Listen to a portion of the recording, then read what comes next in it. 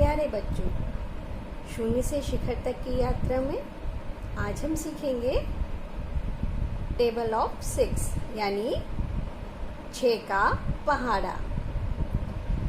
अब तक हमने जितने भी पहाड़े सीखे उसके निर्माता बच्चे खुद बने हैं, जिन्होंने उंगलियों की सहायता से पहाड़ों को बनाया है। आज भी हम 6 का पहाड़ा खुद ही बनाएंगे। 5 तक तो हमें आते हैं क्योंकि हम सीख चुके हैं, हमारे हाथ में 5 उंगलियां हैं, तो हमने इससे 5 का पहाड़ा बनाया था। और आज बनाएंगे 6 का पहाड़ा।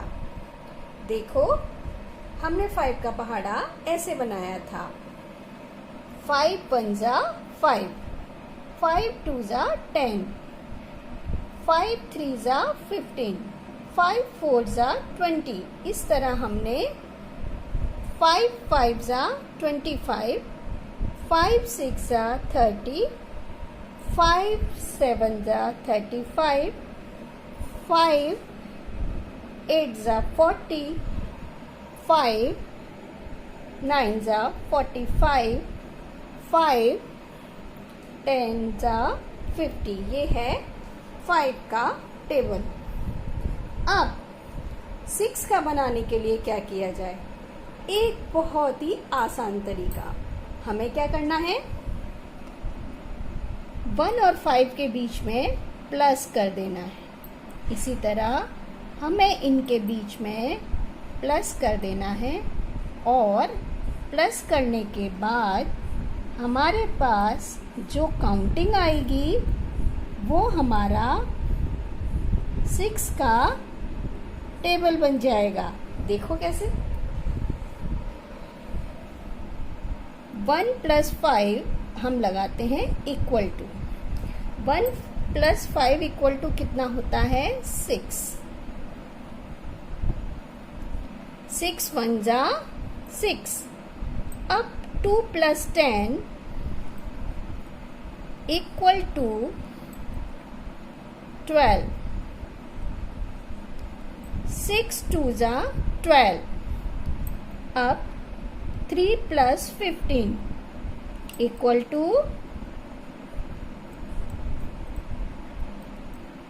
1 8 18।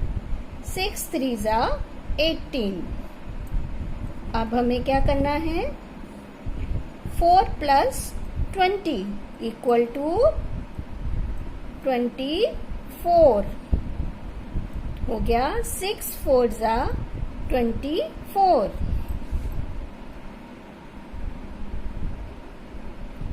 अब 5 + 25 इक्वल टू 30। 6 5 जा 30। 6 + 30 30 इक्वल टू कितना हुआ? 3 6 36। 6 6 जा 36। अब 7 + 35 इक्वल टू हुआ 42। 6 7 जा इक्वल टू 42। अब 8 + 40 इक्वल टू कितना हुआ? 48।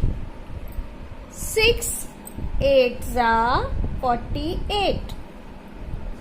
इसके बाद 9 + 45 इक्वल टू कितना हुआ? 54।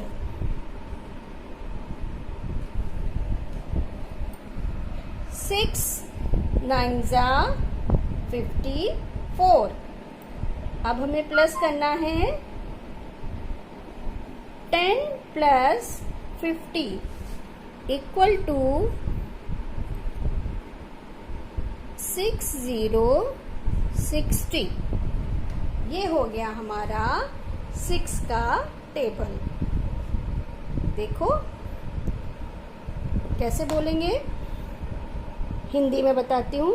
6 एकम 6, 6 दूनी 12, 6 तिया 18, 6 चौक 24, 6 पंजे 30, 6 छिंग 36, 6 सत्ते 42, 6 अट्ठे 48, 6 नाम 54, 6 ढाई 60 और 6 1 जा 6, 6 2 जा 12, 6 3 जा 18, 6 4 जा 24, 6 5 जा 30, 6 6 जा 36, 6 7 जा 42, 6 8 जा 48, 6 9 जा 54, 6 10 जा 60। अब हम 6 से सुंदर सा सनफ्लावर बनाएंगे। ये है 6, इसको जोड़ेंगे ये पत्ती और इसी तरह इसके चारों तरफ पत्तियां बना देंगे।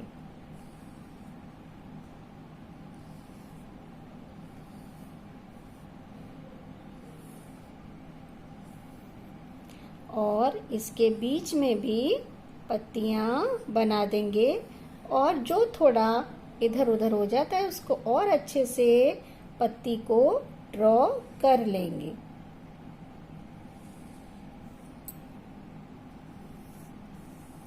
और सनफ्लावर की आंखें,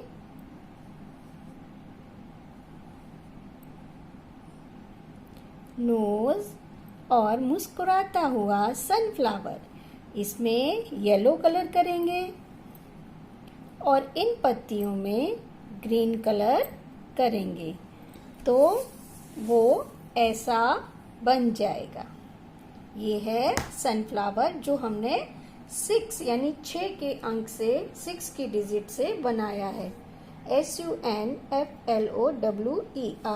मुस्कुराता हुआ सनफ्लावर, जिसे कहते हैं सूरजमुखी। इसकी एक विशेषता होती है, इसका फूल हमेशा जो सूरज का रोशनी होती है या सूरज जिधर होता है उस तरफ ही पूरे दिन में घूमता हुआ उसके सामने ही रहता है। इसीलिए इसे सूरजमुखी कहते हैं, क्योंकि इसका फूल हमेशा सूरज के सामने ही रहता है। इस फूल की ये विशेषता है। इसी तरह हम आगे भी कुछ नई चीजें सीखते रहेंगे और आप अगर मेरी इस कोशिश को समझें तो शुरू से आकृति ज्ञान से लेकर अब तक लगातार की सीरीज देखें तो निश्चित रूप से जो पेरेंट्स या माँ बाप पढ़े लिखे भी नहीं है, अगर उसका अनुकरण करके या जो बच्चे नहीं पढ़ पाते हैं उसका अनुकरण करेंगे तो निश्चित रूप से वो पढ़ना लिखना और समझना सीख जाएंगे।